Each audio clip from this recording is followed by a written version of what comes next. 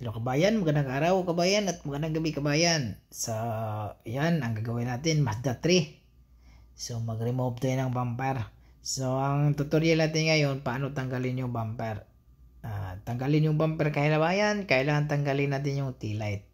Hindi katulad ng ibang sakyan na yung tail light, okay lang hindi tanggalin. Pero, ito, kailangan tanggalin natin yung tail light.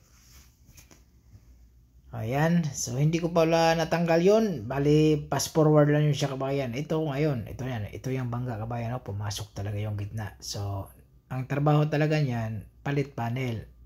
Mayroon din na tayong tutorial sa pagpalit natin ng panel. Pero sa ngayon, bumper lang muna yung tutorial natin.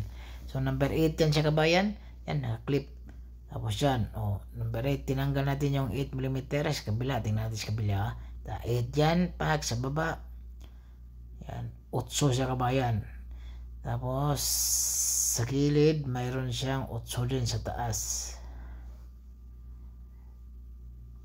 Matindi aksidente niya kabayan, parang nadumbol ata yan hindi yan pwede na siya ang ning-reverse tapos atras hindi.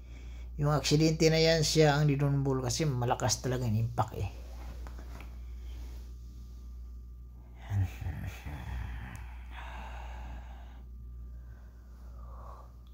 Sana tinanggalin natin sa loob. Pero pwede naman na yan. Kasi tanggalin natin yung tail light kabayan So, 3 tornilyo yan at tanggalin natin yan. Tapos sa gitna naman, wala na. Mga clip na yung kabayan nangatanggal na sa pag-aksidente.